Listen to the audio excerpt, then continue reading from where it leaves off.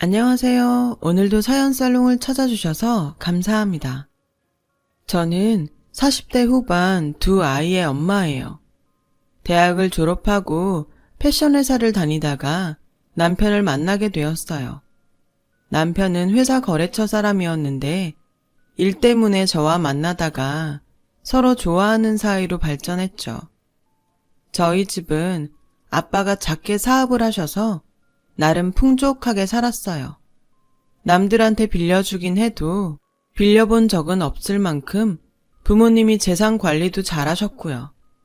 남편은 저와 사귀는 도중에 사업을 시작했고 그로부터 6개월 정도 후에 저에게 청혼을 했어요.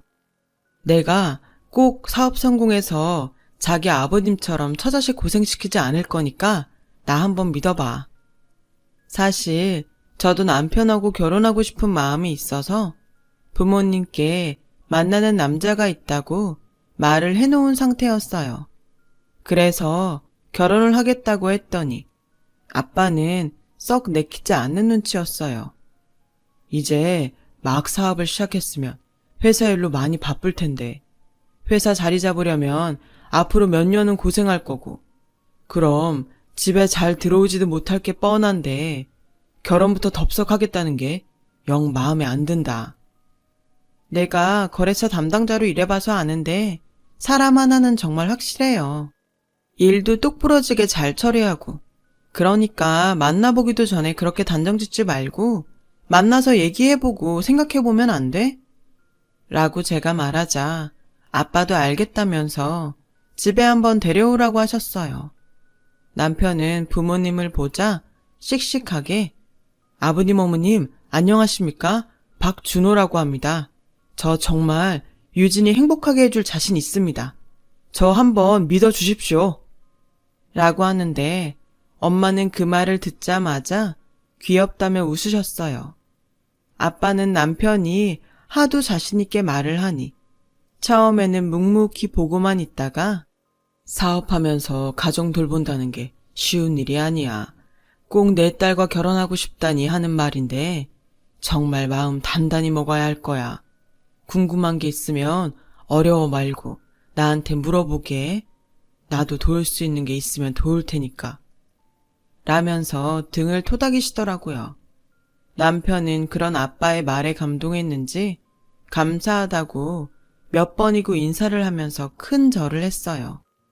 저희는 결혼 준비를 시작했고 시어머니도 저한테 참 잘해주셨어요. 남편 위로 누나가 넷이나 있었는데 누나들이 남편 결혼식에 일절 간섭하지 못하게 해주신다며 저한테 연락도 못하게 하셨거든요. 지금 생각해보면 그게 다 계산이 들어있었던 것 같아요.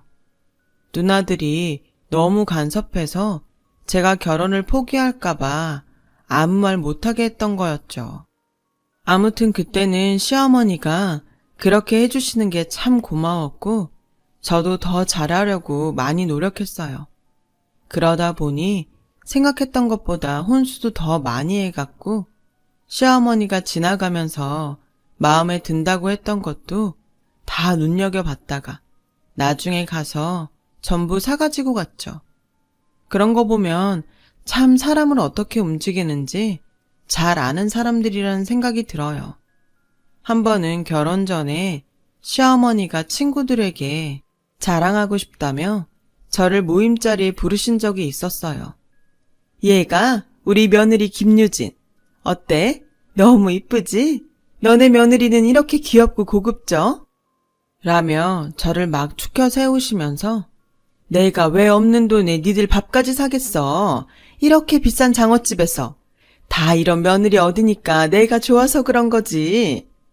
라고 하시길래 저는 그것도 고마운 마음에 제가 식사값을 미리 계산하고 오기도 했거든요. 저희 부모님도 부모님대로 남편이 사업 시작하느라 돈이 많이 들었을 거라며 웬만한 건 저희 집에서 하는 걸로 해서 제 혼수 비용으로 돈을 정말 많이 쓰셨어요. 제가 큰딸이라서 그러신 것도 있는 것 같아요.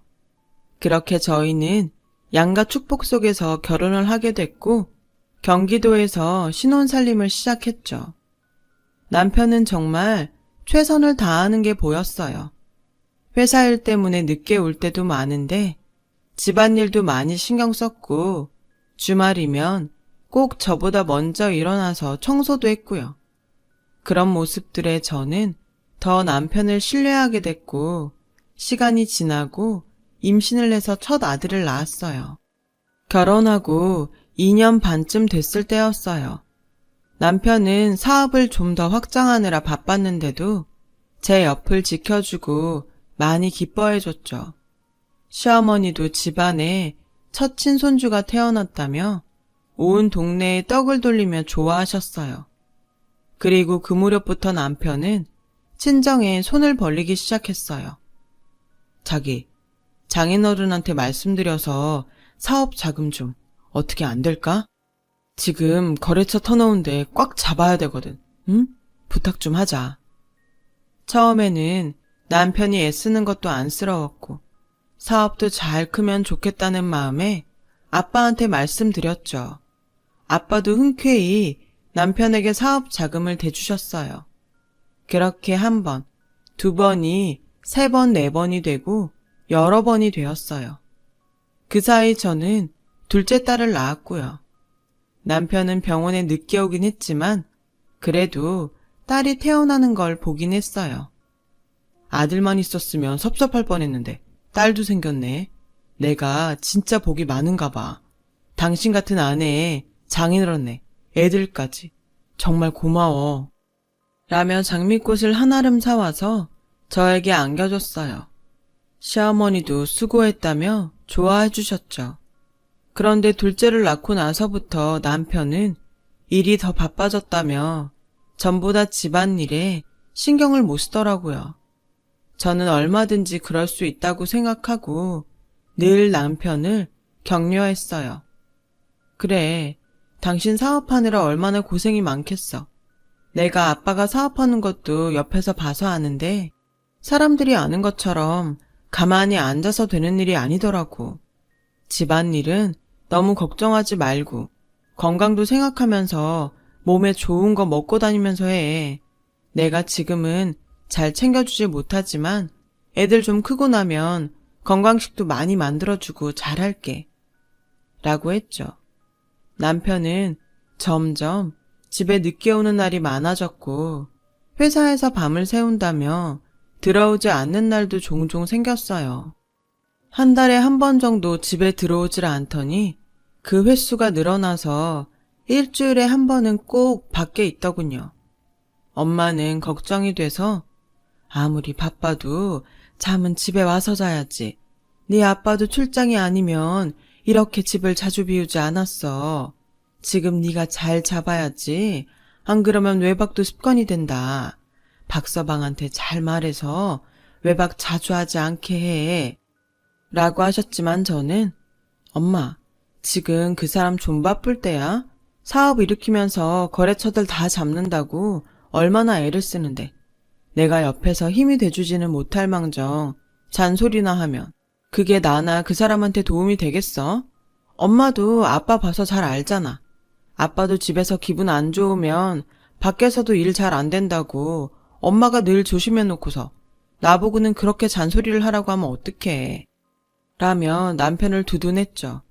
하지만 마음 한편으로는 엄마의 걱정이 이해가 되기도 했어요. 생각해보면 아빠는 출장이 있을 때도 꼭 연락을 하셨고 집안에 무슨 일이 없는지 잘 챙기셨거든요. 그런데 남편은 대부분 아무 연락도 없이 안 들어오기 일쑤였어요. 여보, 지금 제일 바쁠 때인 건 알겠는데 그래도 웬만하면 잠은 들어와서 자. 그리고 안 들어오는 날은 연락도 않고 당신이 어디서 뭐 하는지 모르니까 너무 걱정이 돼서 그래. 나도 집에 연락해야지 항상 생각은 하는데 일하다 보면 자꾸 잊어버리게 되더라고. 나도 연락하도록 노력할게. 라고 했지만 그 뒤로도 남편은 거의 연락이 없이 밖에서 밤을 새고 집에 들어왔어요. 어떤 날은 접대를 했다며 술에 잔뜩 취해서 몸을 가누지 못하기도 했죠. 저는 혹시 밖에서 다른 여자를 만나는 건 아닌가 하는 마음도 들었지만 그런 생각을 하는 게 남편이 그동안 보여준 걸 무시하는 것 같아 애써 부인했어요. 남편은 그 뒤로도 몇 번 더 친정에 손을 벌렸고 아빠는 최선을 다해서 남편을 도와주셨어요. 그런데 아빠 사업에 어려움이 생기기 시작하면서 친정 재정이 조금씩 나빠졌어요. 아빠는 혹시나 하고 박서방 요새 사업 잘 되나? 그러면 전에 투자금으로 받아간 걸 좀 돌려받았으면 좋겠는데 라고 물으셨지만 남편은 그때마다 아직은 어려운데 어떡하지? 장인어른한테 조금만 더 기다려달라고 해. 지금까지도 잘 참아주셨잖아. 응? 라며 사정을 했어요. 저도 친정도 그런 남편 말을 믿고 기다렸지만 그 사정이란 건 좀처럼 나아지질 않더군요. 그런 와중에도 남편은 또 친정에 돈을 빌릴 수 있냐고 저한테 물어보는 거였어요. 지금은 좀 어려울 것 같아. 당신도 알다시피 아빠가 사정이 안 좋으시잖아. 저번에도 투자금 돌려받을 수 있는지 물어보셨는데 당신한테 줄 여윳돈은 없을 것 같아. 아, 정말 중요할 때인데 하필 이럴 때 장인어른이 그렇게 되시냐? 나한테 사업은 이래야 한다 저래야 한다 잔소리는 엄청 하시더니 정작 본인은 자기 사업도 잘 못 챙겼나 보네. 저는 그 말에 화가 나서 말이 좀 심한 거 아니야? 사업이란 게 하다 보면 어려울 때도 있는 거야. 당신도 그러니까 아빠한테 자꾸 손 벌린 거잖아. 다 당신 도와주느라 그런 말도 한 건데 아빠가 좀 도와주지 못한다고 어떻게 그렇게 말할 수 있어? 라고 하자 남편은 말이 그렇다는 거지. 답답하니까. 아, 진짜 돈을 어떻게 구하지? 라며 짜증을 내더니 그대로 집을 나가더라고요. 저는 너무 어이가 없었지만 남편도 힘이 드니 그렇겠지 하고 이해하려고 했죠. 하지만 아빠 사업은 좋아질 기미가 보이지 않았고 남편은 그런 아빠에게 점점 거리를 두는 게 보였어요. 일주일에 두세 번씩 아빠한테 전화로 안부도 묻고 얘기도 하더니 언젠가부터는 연락도 하지 않았어요. 요새 박서방 어떻게 지내냐? 통 연락이 없는데. 라는 아빠 말에 저는 많이 바쁘대요 요즘. 다 어렵잖아요. 그래서 회사 일하느라 정신이 없다더라고요. 라는 변명을 했지만 아빠는 한숨을 쉬며 그래, 어렵긴 어렵지. 그래도 안부 전화 한 통은 할 수 있을 텐데. 라고 하시는데 아빠도 어느 정도 눈치를 채고 계셨던 것 같아요. 저는 그날 밤 남편한테 당신 아빠한테 요새 전화 한 통도 안 하던데 그럼 우리 아빠도 섭섭하잖아. 안부 전화는 가끔씩 해줘. 아 진짜 되게 말 많네. 니네 아빠 섭섭한 게 그렇게 대수야? 나 어려운데 도움 하나도 안 되는 게 누군데 그래. 그렇게 따지면 나는 더 섭섭해. 사업은 이래야 한다 저래야 한다. 아들 같아서 하는 말이다. 말만으로 놓더니 자기 사업 어렵다고 돈도 안 빌려주고 말이야. 날 정말 아들로 생각하면 이러진 않겠지. 아빠가 일부러 안 빌려주시는 것도 아니잖아. 그러는 당신은 아빠 어렵다고 투자금 좀 돌려달라고 몇 번 얘기해도 한 번도 돌려준 적 없잖아. 그래도 당신 사업은 아빠처럼 어렵진 않은데 당신도 우리 아빠 친아버지처럼 생각한다며. 친아버지라면 그랬겠어? 라고 하자 남편은 코웃음을 치며 나도 받는 게 있어야 그렇게 하지. 진짜 자기네 부모님들은 가식적이야. 친아들 같았으면 애당초 나 어렵게 사업 안 해도 됐겠지. 당신 아버지 회사 그대로 물려받으면 되니까. 내가 당신 아버지 회사 들어갔으면 지금처럼 위기도 안 생겼을걸? 라고 하는데 그제야 남편의 속마음이 보이는 것 같았어요. 애당초 우리 아빠 사업체를 보고 저한테 그렇게 잘했다는 게 느껴지더라고요. 시어머니도 저한테 냉정해지시고 애들한테도 정 같지 않은 걸 보고 더 확신하게 됐죠. 게다가 전에 없이 절 불러서 일을 그렇게 시키셨어요. 오늘 집에 와서 반찬 좀 해놓고 가라. 내가 그만큼 봐줬으면 네가 알아서 해놓을 때도 됐는데 어쩜 그렇게 너는 눈치가 없니? 꼭 이렇게 말을 해줘야 알아? 엄니, 저 전에 가서 반찬하고 김치한다고 그러면 어머니가 말리셨잖아요. 어머니는 그런 일 안 시킨다고요. 니네 집이 우리 준호 사업자금 잘 대줄 때는 그럴 수 있지. 그런데 지금은 아니잖니? 그럼 네가 일이라도 잘 해야지. 지금 네가 준호한테 뭘 해줄 수 있는데? 생각이 모자라면 염치라도 있어야지. 정말 그 자리에서 눈물이 쏙 빠지더라고요. 저는 아직 어려서 보채는 아이들을 업고 안고 달래가며 시댁에 가서 반찬을 하고 김치를 담궜어요. 그러는 동안 시어머니는 안방에 들어가서 한번 내다도 보지 않으시고 그렇게 예쁜 손주들이라더니 쳐다보지도 않으시더라고요. 그러다가 어느 날 시어머니가 전화하는 소리를 들었는데 아우 내가 속았지 속았어. 잘 나가는 집안인 줄 알았더니 아주 속빈강정이지 뭐야.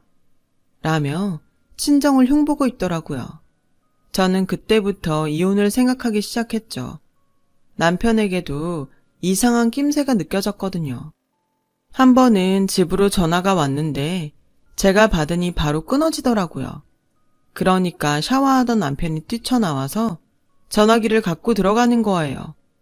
아무래도 안 되겠다 싶어서 흥신소에 부탁을 해서 남편 휴대전화 기록을 조회했어요. 그러면 안 되는 건 알았지만 확실히 알고 싶었으니까요.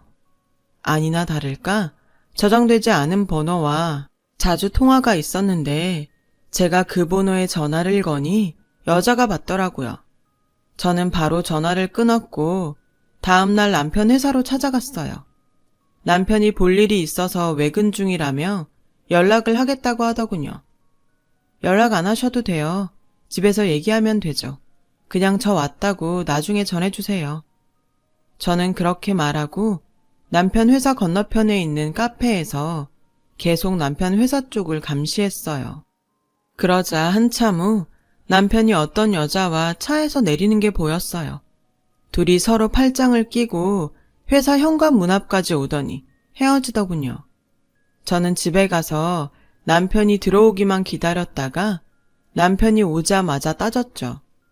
당신 오늘 회사 앞에 같이 있던 여자 누구야? 당신 만나러 갔다가 봤는데 꽤 친해 보이더라? 그러자 남편은 변명도 안 하고 내 첫사랑이야. 얼마 전 우연히 다시 만났는데 남편하고 헤어지고 혼자서 제법 알찬 사업체를 운영하더라고. 같이 사업하다 보니 서로 사정도 잘 알고 말도 잘 통하더라. 당신하고는 달라. 라고 하더니 도로 집을 나가더라고요. 저는 진짜 망치로 머리를 3개 얻어맞은 것 같아서 한동안 아무것도 못한 채 그 자리에 있었어요. 그리고 며칠이 지나자 남편은 제게 헤어져 달라고 하더군요. 당신 덕에 여기까지 온 건 인정할게. 근데 우린 이게 한계인가 봐. 당신도 이제 나 더 이상 좋아하지 않잖아. 나도 마음이 떠서 더는 이렇게 못 살 것 같아. 깔끔하게 이혼하자. 응? 알았어. 대신 우리 아빠한테 돈 받았던 거 다 토해내. 나 그 돈 받기 전엔 절대 이혼 못 해줘. 라며 저도 세게 나갔어요. 그리고 며칠 후 애들은 어린이집에 데려다주고 왔는데 웬 남자들이 저희 집에서 애들 가구랑 제 화장대를 밖으로 옮기고 있는 거였어요. 지금 뭐 하시는 거예요? 우리 집 물건들을 왜 죄다 밖으로 내놔요? 어디서 왔는데 이러는 거냐고요? 라며 소리를 질렀더니 저흰 저기 안에 계신 할머니가 불러서 시키는 대로 하는 거예요. 라고 퉁명스럽게 대답하더라고요. 제가 서둘러 집에 들어가 보니 시어머니가 거실 소파에 떡하니 앉아서 사람들한테 일을 시키고 있었어요. 어머니, 이게 다 어떻게 된 거예요? 우리 애들 침대랑 책장을 왜 빼요? 제 화장대는요? 너도 다 알고 있다며. 준호 대학 때 여자친구 만나는 거. 그러니까 긴 말 안 하마. 이제 서로 도움이 되지도 못하는 사이인데 계속 같이 살아봐야 좋을 게 뭐가 있겠니? 이쯤에서 서로 갈 길 가는 게 더 낫지 싶다. 애들 어린이집 끝나면 너네 친정으로 데려가. 그럼 이걸 다 지금 저희 친정으로 보내신다고요? 저 이렇게는 못 나가요. 아빠가 그 사람한테 어떻게 했는데요. 그 사람 지금 사업하는 거 다 아빠 덕이잖아요. 우리 아빠 돈 돌려주기 전에 저 여기서 한 발자국도 안 움직일 거예요.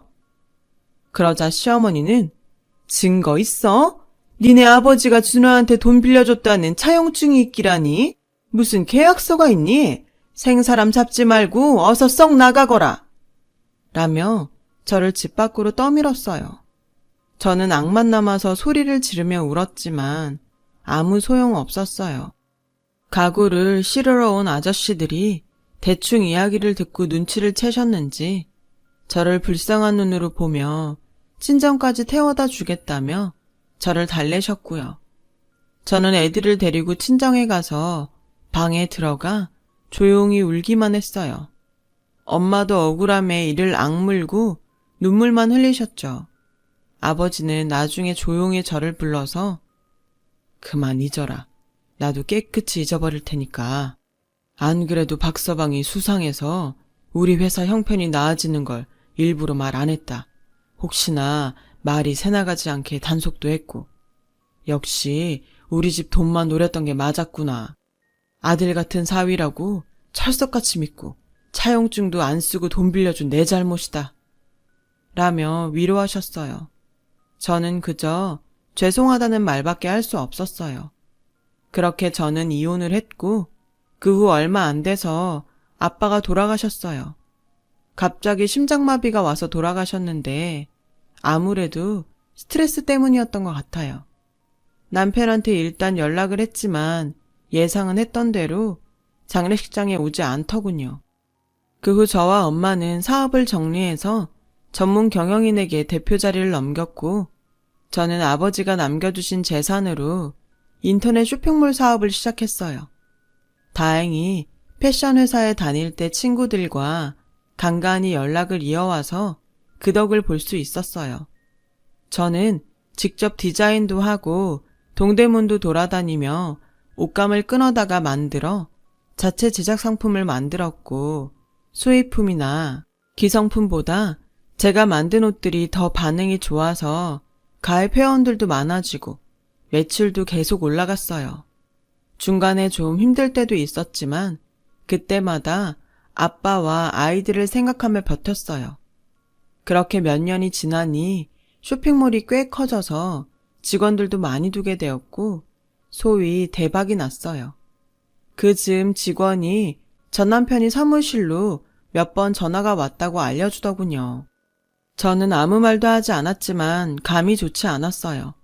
이미 제 사업이 많이 컸다고 이쪽에서는 소문이 났고 그게 전 남편 귀에 안 들어갈 리가 없었거든요. 그리고 얼마 안 돼서 그 사람이 절 찾아왔어요. 저는 직원에게 바쁘니까 못 만난다고 돌려보내라고 했는데 계속 기다리겠다고 했다는 거였어요. 그 말에 신경도 쓰지 않고 일을 보다가 점심을 먹으러 가려는데 남편이 밖에 앉아있다가 저를 보더니 당신 얼굴 좋아 보이네. 잘 지냈어? 우리 얘기 좀 하자. 라며 뻔뻔하게 아무 일 없었던 것처럼 말하더라고요. 제가 바빠서 볼 시간이 없을 것 같네요. 그럼 내일 어때? 몇 시가 좋아? 내일도 안 되고 모레도 안 됩니다. 앞으로 계속 쭉 그쪽 볼 시간은 없을 거예요. 라고 했거든요. 그랬더니 사람 참 달라졌네. 성공하고 나니 이렇게 변하는구나. 라길래 저도 그쪽만 하겠어요? 남의 아빠 돈 쏙 빼먹고 집이 망한 것 같으니까 다른 사람으로 갈아탄 인간이 할 말은 아니죠. 라며 사람들 앞에서 망신을 줬어요. 이제는 오지 않겠거니 했더니 다음 날은 제가 출근도 하기 전에 시어머니와 같이 와서 제 사무실을 차지하고 있더라고요. 정말 모자가 똑같이 철판을 깐 걸 보니 열이 확 받더군요. 예, 너 참 성공했구나. 축하한다. 애들은 잘 있고? 어째 한번 놀러 오질 않니? 많이 컸을 텐데. 통 보질 못하네. 저는 상대하지 않고 직원을 불러서 이렇게 아무나 내 방에 들이면 어떡해요? 사장이 출근도 하기 전에 잡상인이 왜 와 있어요? 그게 자꾸 사장님 시어머니랑 남편이라고 하시니까 저도 어쩔 수 없이. 저는 경비실에 전화해서 당장 쫓아내달라고 했어요. 그러자 시어머니는 너 사람이 어떻게 이러니? 여기까지 온 사람들한테 잡상인이라니. 엄연히 네 애들 할머니고 아빠잖니. 그러지 말고 옛일은 마음 풀고 준호랑 협력해서 사업 더 키워보자.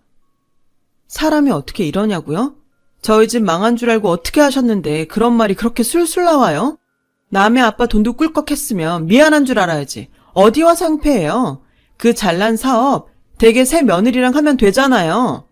라고 하자 남편이 그 여자가 속인 거였어.